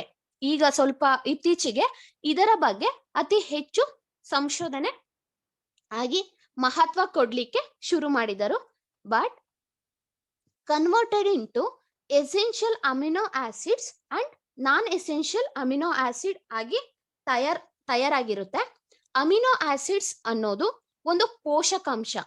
ಕೆಲವೊಂದು ಅಮಿನೋ ಆಸಿಡ್ಸ್ ನಮ್ಮ ಆಹಾರದ ಮುಖಾಂತರ ನಮ್ಮ ಶರೀರಕ್ಕೆ ಬರುತ್ತೆ, ಇನ್ನು ಕೆಲವೊಂದು ನಮ್ಮ ಆಹಾರದ ಮುಖಾಂತರ ಬರೋಲ್ಲ. ಹಾಗೆ ಕೆಲವೊಂದು ಅಮಿನೋ ಆಸಿಡ್ಸ್ ನಾವು ತಿನ್ನೋದ್ರಿಂದ ನಮ್ಮ ಶರೀರಕ್ಕೆ ಡೈರೆಕ್ಟ್ ಆಗಿ ಬರುತ್ತೆ. ಅಮಿನೋ ಆಸಿಡ್ಸ್ ನ ಟೂ ಟೈಪ್ಸ್ ಆಗಿ ಕ್ಲಾಸಿಫೈ ಮಾಡಿದ್ದಾರೆ. Essential amino acids, non essential amino acids. ಅಂದ್ರೆ ಇವಾಗ ಎಸೆನ್ಷಿಯಲ್ ಅಮಿನೋ ಆಸಿಡ್ ಅಲ್ಲಿ 20 ಪಟ್ಟಿಗಳಾಗಿ ಮಾಡಿದ್ದಾರೆ. ಈ 20 ಎಸೆನ್ಷಿಯಲ್ ಅಮಿನೋ ಆಸಿಡ್ಸ್, ಇನ್ನು ಉಳಿದಿದ್ದೆಲ್ಲ ನಾನ್ ಎಸೆನ್ಷಿಯಲ್ ಅಮಿನೋ ಆಸಿಡ್ಸ್ ಅಂತ ಹೇಳ್ಬೋದು. ಅಂಡ್ ನೆಕ್ಸ್ಟ್ ಪಾಯಿಂಟ್, ಜೀವಕೋಶವನ್ನು ಆರೋಗ್ಯವಾಗಿ ಇಡೋದಕ್ಕೆ ಪ್ರೋಟೀನ್ ಅತಿ ದೊಡ್ಡ ಪಾತ್ರವನ್ನ ನಿರ್ವಹಿಸುತ್ತೆ ಅಂತಾನೆ ಹೇಳ್ಬೋದು. ಪ್ರೋಟೀನ್ ನ ಕೆಲಸ ಏನಂದ್ರೆ ಜೀವಕೋಶವನ್ನ ಆರೋಗ್ಯವಾಗಿ ಇಡೋದಿಕ್ಕೆ, ಅದ್ರ ಒಂದು ಒಳ್ಳೆ ಆರೋಗ್ಯವಾಗಿರ್ಬೇಕು ಜೀವಕೋಶ ಅಂತಂದ್ರೆ ಪ್ರೋಟೀನ್ ಅತಿ ದೊಡ್ಡ ಪಾತ್ರವನ್ನೇ ನಿರ್ವಹಿಸುತ್ತೆ. ಅದರ ಸ್ಟ್ರಕ್ಚರ್, ಜೀವಕೋಶದ ಸ್ಟ್ರಕ್ಚರ್ ಅನ್ನ ಮೇಂಟೈನ್ ಮಾಡ್ಲಿಕ್ಕೂ ಕೂಡ ಪ್ರೋಟೀನ್ ಸಹಾಯ ಮಾಡುತ್ತೆ. ನೆಕ್ಸ್ಟ್, ತುಂಬಾ ಇಂಪಾರ್ಟೆಂಟ್ ಪಾಯಿಂಟ್ ಅಂತಾನೆ ಹೇಳ್ಬೋದು. ಪ್ರೋಟೀನ್ ನ ಅತಿ ದೊಡ್ಡ ಕೆಲಸ ಯಾವುದು ಅಂತ ಅಂದ್ರೆ ಶರೀರದಲ್ಲಿ ಎನ್ಸೈಮ್ಸ್ ತಯಾರಾಗ್ತವೆ ಫ್ರೆಂಡ್ಸ್. ಎನ್ಸೈಮ್ಸ್ ಅಂತ ಅಂದ್ರೆ ಪ್ರೋಟೀನ್ ನ ಇನ್ನೊಂದು ರೂಪ. ಪ್ರೋಟೀನ್ ಇನ್ನೊಂದು ರೂಪನೇ ಅಮೈನೋ ಆಸಿಡ್, ಪ್ರೋಟೀನ್ ನ ಇನ್ನೊಂದು ರೂಪನೇ ಎನ್ಸೈಮ್ಸ್. ಎಷ್ಟು ಸಾವಿರ ಅಂತ ಹೇಳಿದ್ರೆ 20,000 ಟೈಪ್ ಅಷ್ಟನ್ನು ತಯಾರ್ ಮಾಡ್ಲಿಕ್ಕೆ ಪ್ರೋಟೀನ್ಸ್ ಬೇಕೇ ಬೇಕು. ಎನ್ಸೈಮ್ಸ್ ನ ತಯಾರ್ ಮಾಡೋಕೆ ಹಾರ್ಮೋನ್ಸ್ ನ ತಯಾರ್ ಮಾಡುತ್ತೆ. ನಮ್ಮ ಶರೀರದಲ್ಲಿ ಹಾರ್ಮೋನ್ಸ್ ನ ತಯಾರ್ ಮಾಡ್ಲಿಕ್ಕೆ ಕೆಲವೊಂದು ಗ್ರಂಥಿಗಳಿದೆ, ಉತ್ಪಾದನೆ ಮಾಡ್ಲಿಕ್ಕೆ ಗ್ರಂಥಿಗಳಿದೆ. ಕೆಲವೊಂದು ಆರ್ಗನ್ಸ್ ಇದೆ ಫ್ರೆಂಡ್ಸ್. ಹಾರ್ಮೋನ್ಸ್ ನ ಉತ್ಪಾದನೆ ಮಾಡೋದಕ್ಕೂ ಕೂಡ ಪ್ರೋಟೀನ್ ಕಾರ್ಯನಿರ್ವಹಿಸುತ್ತದೆ. ಶರೀರದಲ್ಲಿ ಆಂಟಿಬಾಡೀಸ್ ನ ತಯಾರ್ ಮಾಡೋದಕ್ಕೆ, ಆಂಟಿಬಾಡೀಸ್ ಅಂದ್ರೆ ವೆರಿ ಇಂಪಾರ್ಟೆಂಟ್ ಪಾಯಿಂಟ್ ಅಂತ ಹೇಳ್ಬೋದು. ಆಂಟಿಬಾಡೀಸ್ ಅಂದ್ರೆ ಹೊರಗಡೆಯಿಂದ ಯಾವುದೇ ಶತ್ರು ಬಂದ್ರು ಆ ಶತ್ರುಗೆ ಬೇಕಾದಂತ ಆಂಟಿಬಾಡೀಸ್ ತಯಾರಾಗ್ಬೇಕು ಶರೀರದಲ್ಲಿ. ಇವಾಗ ಶರೀರದ ಹೊರಗಡೆಯಿಂದ ಯಾವುದೇ ಒಂದು ಕೆಮಿಕಲ್, ಶತ್ರು ಮೀನ್ಸ್ ಕೆಮಿಕಲ್ ಬಂತು ಅಂತ ಅಂದ್ರೆ ಅದನ್ನ ಶತ್ರು ಅಂತ ಕರಿತೀವಿ. ಅದನ್ನ ಒಳಗಡೆನೆ ನಿರ್ಮೂಲನೆ ಸಾಯಿಸ್ಬೇಕು ಅಥವಾ ಹೊರಗಡೆ ಹಾಕ್ಬೇಕು. ಒಳಗಡೆನೆ ಸಾಯ್ಬೇಕು ಅದು, ಇಲ್ಲ ಹೊರಗಡೆ ಹಾಕ್ಬೇಕು. ಈ ಎರಡರಲ್ಲಿ ಒಂದಾದ್ರೂ ಹಾಕ್ಬೇಕು. ಹಾಗೆ ಮಾಡ್ಬೇಕು ಅಂತ ಅಂದ್ರೆ ಆಂಟಿಬಾಡೀಸ್ ನ ಅವಶ್ಯಕತೆ ತುಂಬಾ ಇದೆ. ಆ ಡಿಫ್ರೆಂಟ್ ಟೈಪ್ ಆಫ್ ಆಂಟಿಬಾಡೀಸ್ ನ ತಕ್ಕಂತೆ, ಆ ಕೆಮಿಕಲ್ ನ ತಕ್ಕಂತೆ ನಮ್ಮ ಶರೀರದಲ್ಲಿ ಉತ್ಪಾದನೆ ಮಾಡುತ್ತೆ. ಅಂಡ್ ಇನ್ನು ನೆಕ್ಸ್ಟ್ ಪಾಯಿಂಟ್, ಹಿಮೋಗ್ಲೋಬಿನ್ ನ ನಾರ್ಮಲ್ ಆಗಿ ಮೇಂಟೈನ್ ಮಾಡೋಕೆ ಪ್ರೋಟೀನ್ ತುಂಬಾ ಅವಶ್ಯಕತೆ ಇದೆ. ಅಂಡ್ ನೆಕ್ಸ್ಟ್, ಪ್ರೋಟೀನ್ ಜಾಸ್ತಿ ಯಾವ ಆಹಾರದಲ್ಲಿ ಸಿಗುತ್ತೆ ಅಂತ ಅಂದ್ರೆ ಹಾಲು, ಮಿಲ್ಕ್ ಅಲ್ಲಿ ಸಿಗುತ್ತೆ. ಅಂಡ್ ಫಿಶ್, ನೀವು ನಾನ್ ವೆಜ್ ಆದ್ರೆ ಫಿಶ್ ಅಲ್ಲಿ ಕೂಡ ಸಿಗುತ್ತೆ. ಆಫ್ಟರ್ ಚಿಕನ್ ಅಲ್ಲಿ ಸಿಗುತ್ತೆ. ಮತ್ತೆ ಅನಿಮಲ್ ಪ್ರೋಟೀನ್ ಅಂತ ಹೇಳ್ತೀವಿ, ಅದ್ರಲ್ಲಿ ಕೂಡ ಸಿಗುತ್ತೆ. ನಟ್ಸ್, ಶೇಂಗಾ ಅದ್ರಲ್ಲಿ ಕೂಡ ಸಿಗುತ್ತೆ. ಗೋಡಂಬಿಯಲ್ಲಿ ಸಿಗುತ್ತೆ, ಬಾದಾಮಿಯಲ್ಲಿ ಸಿಗುತ್ತೆ. ದ್ವಿದಳ ಧಾನ್ಯಗಳು ಅಂತ ಹೇಳ್ತೀವಿ, ಅದ್ರಲ್ಲಿ ಕೂಡ ಪ್ರೋಟೀನ್ ಸಿಗುತ್ತೆ. ಪ್ರಪಂಚದ ಅತಿ ಹೆಚ್ಚು ಯಾವ್ದ್ರಲ್ಲಿ ಸಿಗುತ್ತೆ ಅಂದ್ರೆ ಸೋಯಾಬೀನ್ ಅಲ್ಲಿ ಜಾಸ್ತಿ ಪ್ರೋಟೀನ್ ಸಿಗುವಂತದ್ದು. ನೀವು 1 ಗ್ರಾಮ್ ಪ್ರೋಟೀನ್ ಈಕ್ವಲ್ಸ್ 4 ಕ್ಯಾಲೋರೀಸ್ ಅಂತ ಹೇಳ್ತೀವಿ. 4 ಕ್ಯಾಲೋರೀಸ್ ನ 4 ಕ್ಯಾಲೋರೀಸ್ ಶಕ್ತಿನ ಉತ್ಪಾದನೆ ಮಾಡುತ್ತೆ. ನೀವು 1 ಗ್ರಾಮ್ ಪ್ರೋಟೀನ್ ತಿಂದ್ರೆ 4 ಕ್ಯಾಲೋರಿ ಶಕ್ತಿ ಉತ್ಪಾದನೆ ಆಗುತ್ತೆ ನಿಮ್ಮ ಬಾಡಿಯಲ್ಲಿ. ಎಷ್ಟು ಬೇಕು ಅಂತಂದ್ರೆ ವುಮೆನ್ಸ್ಗೆ, ಲೇಡೀಸ್ಗೆ 40 ಗ್ರಾಮ್ ಬೇಕು ಪರ್ ಡೇಗೆ, 40 ಗ್ರಾಮ್ ಬೇಕು ವುಮೆನ್ಸ್ಗೆ, 50 ಗ್ರಾಮ್ ಪರ್ ಡೇ, 50 ಗ್ರಾಮ್ ಬೇಕು ಜೆಂಟ್ಸ್ಗೆ. ಏನು ಗಂಡಸರು ಇರ್ತಾರೆ ಅವರಿಗೆ 50 ಗ್ರಾಮ್ ಬೇಕು, ಏನು ವುಮೆನ್ಸ್ ಲೇಡೀಸ್ ಇರ್ತಾರೆ ಅವ್ರಿಗೆ 40 ಗ್ರಾಮ್ ಬೇಕು ಡೈಲಿ. ಅಂಡ್ ಇಷ್ಟು ಪ್ರೋಟೀನ್ ಬಗ್ಗೆ ಸಾಕು ಅನ್ಕೊಂತೀನಿ. ಅಂಡ್ ನೆಕ್ಸ್ಟ್ ಫ್ಯಾಟ್ಸ್ ನ ಲಿಪಿಡ್ಸ್ ಅಂತ ಕೂಡ ಕರಿತೀವಿ. ಸೆಲ್ ಮೆಂಬ್ರೇನ್ಗೆ ಶಕ್ತಿ ಕೊಡೋದಕ್ಕೆ ಅಂದ್ರೆ ಅದರ ಒಂದು ರಚನೆಗೆ ಕೂಡ ಫ್ಯಾಟ್ಸ್ ಬೇಕಾಗುತ್ತೆ. ಅಂಡ್ ಜೀವಕೋಶದ ಸ್ಟ್ರಕ್ಚರ್ ನ ಕಾಪಾಡಿಕೊಳ್ಳಕ್ಕೆ ಫ್ಯಾಟ್ಸ್ ತುಂಬಾ ಅವಶ್ಯಕತೆ ಇದೆ. ಮತ್ತೆ ಪ್ರೋಟೀನ್ ಜೊತೆಗೆ ಸೇರಿ ಅಂದ್ರೆ ಫ್ಯಾಟ್ ಪ್ಲಸ್ ಪ್ರೋಟೀನ್ ಈಕ್ವಲ್ಸ್ ಅಂದ್ರೆ ಫ್ಯಾಟ್ ಮತ್ತೆ ಪ್ರೋಟೀನ್ ಎರಡೂ ಕೂಡ ಸೇರಿ ಜೀವಕೋಶದ ಆಕಾರವನ್ನ ಕಾಪಾಡ್ಕೊಳ್ಳುತ್ತೆ. ಅಂಡ್ ಬ್ರೈನ್ ಟಿಶ್ಯೂಸ್ ಅಲ್ಲಿ ಅತಿ ಹೆಚ್ಚು ಫ್ಯಾಟ್ ಇರುತ್ತೆ ಅಂತ ಕೂಡ ಹೇಳ್ಬೋದು. ಲಿಪಿಡ್ಸ್ ಇಲ್ಲ ಅಂತಂದ್ರೆ, ಫ್ಯಾಟ್ ಇಲ್ಲ ಅಂತಂದ್ರೆ ಎಸೆನ್ಷಿಯಲ್ ಫ್ಯಾಟಿ ಆಸಿಡ್ ಪ್ರೊಡ್ಯೂಸ್ ಮಾಡೋಕೆನೆ ಸಾಧ್ಯ ಆಗಲ್ಲ. EFA means essential fatty acid ಅಂತ ಹೇಳ್ತೀವಿ. ಇದನ್ನ ಇನ್ನೊಂದ್ ಹೆಸರಲ್ಲಿ ಲಿನೋಲೆನಿಕ್ ಆಸಿಡ್ ಅಂತ ಕೂಡ ಕರಿತೀವಿ. Omega 6 fatty acid, omega 3 fatty acid ಅಂತ ಕೇಳಿರ್ತೀರಾ ಫ್ರೆಂಡ್ಸ್ ನೀವು. ಅದ್ರಲ್ಲಿ ಒಮೆಗಾ 3 ಫ್ಯಾಟಿ ಆಸಿಡ್ ನಮಗೆ ಬೇಕಿರೋ ಅಂತದ್ದು. EFA ಇಲ್ಲ ಅಂತಂದ್ರೆ ಅಂದ್ರೆ ಎಸೆನ್ಷಿಯಲ್ ಫ್ಯಾಟಿ ಆಸಿಡ್ ಇಲ್ಲ ಅಂತಂದ್ರೆ ಸಮಸ್ಯೆಗಳು ಬೇಗ ಸ್ಟಾರ್ಟ್ ಆಗುತ್ತೆ. ಏನು ಒಮೆಗಾ 3 ಫ್ಯಾಟಿ ಆಸಿಡ್ ಹೇಳ್ದೆ ಅಲ್ವಾ, ಅದಿಲ್ಲ ಅಂದ್ರೆ ನಿಮ್ಮ ಬಾಡಿಯಲ್ಲಿ ಸಮಸ್ಯೆ ಬೇಗ ಸ್ಟಾರ್ಟ್ ಆಗುತ್ತೆ. ಫ್ಯಾಟ್ ಇಂದ ಜಾಸ್ತಿ ಕ್ಯಾಲೋರೀಸ್ ನಿಮ್ಗೆ ಸಿಗ್ತಾ ಹೋಗುತ್ತೆ. ಪ್ರತಿನಿತ್ಯ ಶರೀರಕ್ಕೆ ಬರೋ ಕ್ಯಾಲರಿಯಲ್ಲಿ 20 to 25% ಕ್ಯಾಲೋರಿ ನಿಮ್ಗೆ ಪ್ರೊಡ್ಯೂಸ್ ಆಗ್ತಾ ಹೋಗುತ್ತೆ. ಅಂಡ್ ಆಯಿಲ್ ಫುಡ್ ಜಾಸ್ತಿ ತಿಂದ್ರೆ ನಿಮ್ಗೆ ಹಾರ್ಟ್ ಪ್ರಾಬ್ಲಮ್ ಬರುತ್ತೆ, ಲಿವರ್ ಪ್ರಾಬ್ಲಮ್ ಬರುತ್ತೆ. ಇದು ಫ್ಯಾಟ್ ಜಾಸ್ತಿ ತಿಂದ್ರೆ ಈ ಹಾರ್ಟ್ ಪ್ರಾಬ್ಲಮ್ ಮತ್ತೆ ಲಿವರ್ ಪ್ರಾಬ್ಲಮ್ ಬರೋ ಅಂತದ್ದು. ಎಷ್ಟು ಬೇಕು ಅಂತಂದ್ರೆ 1 ಗ್ರಾಮ್, ಎಷ್ಟು ಬೇಕು ಅಂದ್ರೆ 1 ಗ್ರಾಮ್ ಫ್ಯಾಟ್ ನೀವೇನಾದ್ರೂ ತಿಂದ್ರೆ 9 ಕ್ಯಾಲೋರೀಸ್ ಶಕ್ತಿ ಉತ್ಪಾದನೆ ಮಾಡುತ್ತೆ. 9 ಕ್ಯಾಲೋರೀಸ್ ಎಷ್ಟು ಶಕ್ತಿ ಉತ್ಪಾದನೆ ಆಗುತ್ತೆ ನಿಮ್ಮ ಬಾಡಿಯಲ್ಲಿ. ಅಂಡ್ ಯಾವ್ದ್ರಲ್ಲಿ ಜಾಸ್ತಿ ಸಿಗುತ್ತೆ ಅಂತಂದ್ರೆ ಅಡಿಗೆ ಎಣ್ಣೆಗಳಲ್ಲಿ ಹೆಚ್ಚಾಗಿ ಸಿಗುತ್ತೆ. ಅದ್ರಲ್ಲಿ ಯಾವ್ದ್ಯಾವ್ದು ಅಂತಂದ್ರೆ ಕಾರ್ನ್ ಆಯಿಲ್, ಮೆಕ್ಕೆಜೋಳದ ಆಯಿಲ್ ಅಂತ ಹೇಳ್ತೀವಿ, ಅದ್ರಲ್ಲಿ ಜಾಸ್ತಿ ಸಿಗುತ್ತೆ. ಅಂಡ್ ಆಲಿವ್ ಆಯಿಲ್ ಅಂತ ಇದೆ, ಈಗ ಇದು ತುಂಬಾ ಜಾಸ್ತಿ ಸಿಗುವಂತದ್ದು ಆಲಿವ್ ಆಯಿಲ್ ಅಲ್ಲಿ. ಅಂಡ್ ಸೋಯಾಬೀನ್ ಆಯಿಲ್ ಇದ್ರಲ್ಲಿ ಕೂಡ ತುಂಬಾ ಜಾಸ್ತಿ ಸಿಗುತ್ತೆ. ಮತ್ತೆ ಸನ್ಫ್ಲವರ್ ಆಯಿಲ್ ಅಲ್ಲಿ ಸಿಗುತ್ತೆ. ಸೆನ್ಸನ್ ಆಯಿಲ್ ಅಂದ್ರೆ ಎಳ್ಳೆಣ್ಣೆ ಅಂತ ಹೇಳ್ತೀವಿ, ಅದ್ರಲ್ಲಿ ಕೂಡ ಜಾಸ್ತಿ ಸಿಗುವಂತದ್ದು. ಮತ್ತೆ ಮಸ್ಟರ್ಡ್ ಆಯಿಲ್ ಅಲ್ಲಿ ಸಿಗುತ್ತೆ, ಕೊಕೊನಟ್ ಆಯಿಲ್ ಅಲ್ಲಿ ಸಿಗುತ್ತೆ. ಇದ್ರಲ್ಲಿ ನಿಮಗೆ ಫ್ಯಾಟ್ ಜಾಸ್ತಿ ಸಿಗುವಂತದ್ದು. ನಾವು ಫ್ಯಾಟಿ ಆಸಿಡ್ ಅಲ್ಲಿ ಸ್ಯಾಚುರೇಟೆಡ್ ಫ್ಯಾಟಿ ಆಸಿಡ್ ಮತ್ತೆ ಅನ್ಸ್ಯಾಚುರೇಟೆಡ್ ಫ್ಯಾಟಿ ಆಸಿಡ್ ಅಂತ ಹೇಳ್ತೀವಿ. ಸ್ಯಾಚುರೇಟೆಡ್ ಫ್ಯಾಟಿ ಆಸಿಡ್ ಅನ್ನೋದು ನಮ್ಮ ಬಾಡಿಗೆ ಡೇಂಜರಸ್ ಆಗಿರುತ್ತೆ. ಅನ್ಸ್ಯಾಚುರೇಟೆಡ್ ಫ್ಯಾಟಿ ಆಸಿಡ್ ಅನ್ನೋದು ಒಂದು ಗುಡ್ ಆಗಿರುತ್ತೆ ನಮ್ಮ ಬಾಡಿಗೆ. Okay sir? Yes madam. Sir complete. Yes. So thank you so much Yashaswini madam. So ಇವತ್ತು ನ್ಯೂಟ್ರಿಯೆಂಟ್ಸ್ ಟಾಪಿಕ್ ನ ತಗೊಂಡು ತುಂಬಾ ಚೆನ್ನಾಗಿ ಶೇರ್ ಮಾಡ್ಕೊಂಡಿದ್ದೀರಾ. ಸೊ ಒನ್ಸ್ ಅಗೇನ್ ಎಲ್ಲರ ಪರವಾಗಿ ಕಂಗ್ರಾಚುಲೇಷನ್ ಹೇಳ್ತಾ ಇದೀನಿ. ಸೊ ಅಂಡ್ ಪ್ರತಿಯೊಬ್ರು ಕೂಡ ಇವತ್ತು ಯಾರೆಲ್ಲ ಕಾರ್ಯಕ್ರಮದಲ್ಲಿ ಇದ್ದೀರಾ, ಸೊ ಯಶಸ್ವಿನಿ ಮೇಡಮ್ಗೆ ಒಂದು ಜೋರ ಚಪ್ಪಾಳೆ ಕೊಡ್ಬೇಕು ಅಂತ ರಿಕ್ವೆಸ್ಟ್ ಮಾಡ್ಕೊಳ್ತೀನಿ. So let's give a big round of applause. So ಯಾಕೆಂದ್ರೆ ಒಂದು ಕೋರ್ಸ್ ಅಂತ ತಗೊಂಡು ಅದನ್ನ ತಿಳ್ಕೊಳ್ಳೋದು ಇಂಪಾರ್ಟೆಂಟ್ ಅಲ್ಲ, ಬಟ್ ತಿಳ್ಕೊಂಡಿರೋದನ್ನ ಇನ್ನೊಬ್ರಿಗೆ ತಿಳಿಸೋ ಮಟ್ಟಕ್ಕೆ ಕಲಿಯೋದಿದೆಯಲ್ಲ, ಸೊ ಅಲ್ಲಿ ಶ್ರದ್ಧೆ ಇರ್ಬೇಕಾಗತ್ತೆ, ಕಲಿಯೋ ಒಂದು ಮೈಂಡ್ ಸೆಟ್ ಇರ್ಬೇಕಾಗತ್ತೆ, ಕಲ್ತಿರೋದನ್ನ ರಿಪ್ರೊಡ್ಯೂಸ್ ಮಾಡುವಂತ ಒಂದು ಸ್ಕಿಲ್ ವೆರಿ ಇಂಪಾರ್ಟೆಂಟ್ ಆಗಿ ಬೇಕಾಗತ್ತೆ. ಯಾಕಂದ್ರೆ ಡೈರೆಕ್ಟ್ ಸೆಲ್ಲಿಂಗ್ ನಲ್ಲಿ ಅತಿ ಹೆಚ್ಚು ಜನ ಯಶಸ್ಸನ್ನ ಪಡಿತಿರುವಂತವ್ರು ಇನ್ನೊಬ್ರಿಗೆ ತಿಳಿಸೋ ಎಬಿಲಿಟಿ ಇರುವಂತವ್ರು, ಇನ್ನೊಬ್ರಿಗೆ ಅರ್ಥ ಮಾಡಿಸುವಂತ ಎಬಿಲಿಟಿ ಇರೋರೇನೆ ಈ ಇಂಡಸ್ಟ್ರಿ ಯಶಸ್ಸನ್ನ ಪಡಿತಿರುವಂತದ್ದು. ಬರೀ ನಾವ್ ಮಾತ್ರ ಎಜುಕೇಶನ್ ತಗೊಂಡು ಅದ್ ನಮ್ಮಲ್ಲೇ ಇಟ್ಕೊಂಡ್ರೆ ಅದು ಎವಾಪರೇಟ್ ಆಗತ್ತೆ. ಸೊ ನಿಂತ ನೀರಲ್ಲೇ ಕ್ರಿಮಿಕೀಟಗಳು ಜಾಸ್ತಿ.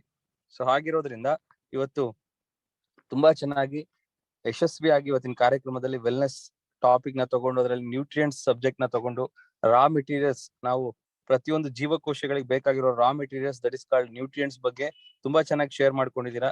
So wish all the best ಅಂತ ಹೇಳ್ತಾ, ಹೀಗೇನೆ ನೀವು ನಿಮ್ಮ ಜೀವನದಲ್ಲಿ ಲಕ್ಷಾಂತರ ಜನರಿಗೆ, ಕೋಟ್ಯಾಂತರ ಜನರಿಗೆ ಶಿಕ್ಷಣ ಕೊಡುವಂತ ಸೊ ಒಂದು ಗ್ರೇಟ್ ಲೀಡರ್ ಆಗಿ ಎಮರ್ಜ್ ಆಗಿ, ಗ್ರೇಟ್ ಲೀಡರ್ ಆಗಿ ದೊಡ್ಡ ಮಟ್ಟದ ಸಾಧನೆ ಮಾಡಿ ಅಂತ ಭಗವಂತನ ಹತ್ರ ನಾನು ಕೇಳ್ಕೊಳ್ತೀನಿ. ಆ ಶಕ್ತಿ, ಆ ಒಂದು ಆಯಸ್ಸು, ಆರೋಗ್ಯ ಎಲ್ಲವೂ ಕೂಡ ನಿಮಗೆ ಕರುಣಿಸ್ಲಿ ದೇವ್ರ ಅಂತ ಹೇಳ್ತಾ, ಸ್ನೇಹಿತರೆ ಕೊನೆಯದಾಗಿ ಇವತ್ತಿನ ಕಾರ್ಯಕ್ರಮದಲ್ಲಿ ಹೇಳುವಂತ ಒಂದು ಇಂಪಾರ್ಟೆಂಟ್ ಪಾಯಿಂಟ್ ಏನಂತಂದ್ರೆ, ಇವತ್ತೇನ್ ಯಶಸ್ವಿನಿ ಮೇಡಮ್ ಆಗಿರ್ಬೋದು, ಹಾಗೆ 76 ಜನ ಯಶಸ್ವಿಯಾಗಿ wellness and direct selling certification course ನ ಕಂಪ್ಲೀಟ್ ಮಾಡ್ಕೊಂಡು ಪ್ರತಿಯೊಬ್ರು ಕೂಡ ಇದೇ ರೀತಿ ತಾವು ಪಡ್ಕೊಂಡಿರೋ ಶಿಕ್ಷಣವನ್ನ ಇನ್ನೊಬ್ರಿಗೆ ಹೇಳ್ಕೊಡೋ ಮಟ್ಟಕ್ಕೆ ಡೆವಲಪ್ಮೆಂಟ್ ಆಗಿದ್ದಾರೆ ಅಂತಂದ್ರೆ, ಸೊ ಆ ಕ್ರೆಡಿಟ್ಸ್ ಈ SHK ವೆಲ್ನೆಸ್ ಫೌಂಡೇಶನ್ ಇಂದ ನಡೀತಿರುವಂತ wellness and direct selling certification ಕೋರ್ಸ್ಗೆ ಸಲ್ಬೇಕು.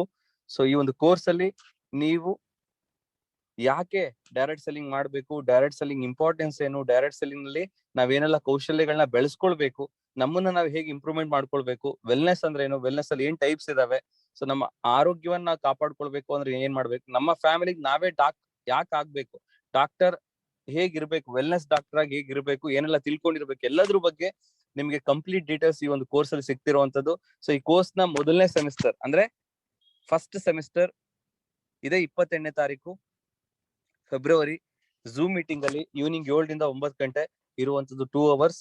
ಸೊ ಈ ಒಂದು ಕೋರ್ಸಿಗೆ ನೀವೆಲ್ಲರೂ ಕೂಡ ರಿಜಿಸ್ಟರ್ ಮಾಡ್ಕೊಳ್ಳೋದ್ರ ಮುಖಾಂತರ ನೀವು ಕೂಡ ಯಶಸ್ವಿನಿ ಮೇಡಮ್ ಹೇಗೆ ಶೇರ್ ಮಾಡ್ಕೊಳ್ತಿದ್ದಾರೆ ಆ ರೀತಿ ಒಂದು ಟಾಪ್ ಲೀಡರ್ ಆಗಿ ಬದಲಾವಣೆ ಆಗೋದಕ್ಕೆ ಒಂದು ಅವಕಾಶವನ್ನ ಮಿಸ್ ಮಾಡ್ಕೋಬೇಡಿ. ಈ ಒಂದು ಅವಕಾಶವನ್ನ ಯುಟಿಲೈಸ್ ಮಾಡ್ಕೊಳ್ಳಿ, ಕೋರ್ಸಿಗೆ ರಿಜಿಸ್ಟರ್ ಆಗಿ ಅಂತ ಹೇಳ್ತಾ ಇಲ್ಲಿಗೆ ಇವತ್ತಿನ ಕಾರ್ಯಕ್ರಮವನ್ನ ನಿಲ್ಲಿಸ್ತಾ ಇದ್ದೀನಿ. So wish all the best. Thank you so much. Direct selling ಇಂಡಸ್ಟ್ರಿಯನ್ನ ಸೊ ಎಲ್ಲಾ ಇಂಡಸ್ಟ್ರಿಗಳಿಗಿಂತ ನಂಬರ್ 1 ಮಾಡೋಣ ಸ್ನೇಹಿತರೆ. ಅತಿ ಹೆಚ್ಚು ಸಾಧಕರನ್ನ ಕ್ರಿಯೇಟ್ ಮಾಡೋಣ, ಬಡತನವನ್ನ ನಿರ್ಮೂಲನೆ ಮಾಡೋಣ, ಎಲ್ರಿಗೂ ಕೂಡ ಒಂದು ಉದ್ಯೋಗ ಅವಕಾಶ ಕೊಡೋಣ, ಒಂದು ಎಕ್ಸ್ಟ್ರಾ ಸೋರ್ಸ್ ಆಫ್ ಇನ್ಕಮ್ ಆಗಿ ಈ ಡೈರೆಕ್ಟ್ ಸೆಲ್ಲಿಂಗ್ ಇಂಡಸ್ಟ್ರಿನ ಮಾಡೋಣ. ಭಾರತದಲ್ಲಿ ಅತಿ ಹೆಚ್ಚು ಡೈರೆಕ್ಟ್ ಸೆಲ್ಲರ್ಸ್, ಅತಿ ಹೆಚ್ಚು ಟರ್ನ್ ಓವರ್ ಡೈರೆಕ್ಟ್ ಸೆಲ್ಲಿಂಗ್ ಅಲ್ಲಿ ಆಗ್ತಿರುವಂತ ಒಂದು ರಾಜ್ಯ ಅದು ನಮ್ಮ ಕರ್ನಾಟಕ ಆಗ್ಬೇಕು. ಇಡೀ ಪ್ರಪಂಚದಲ್ಲೇ ಅತಿ ಹೆಚ್ಚು ಟರ್ನ್ ಓವರ್ ಮಾಡ್ತಿರುವಂತ ದೇಶ ಅದು ಭಾರತ ಆಗ್ಬೇಕು. ಅದಕ್ಕೆ ನಾವೆಲ್ಲರೂ ಕೂಡ ವರ್ಕ್ ಮಾಡೋಣ, ಆ ಒಂದು ಗುರಿ ಇಟ್ಕೊಂಡು ಅಂತ ಹೇಳ್ತಾ, so wish all the best. Thank you so much.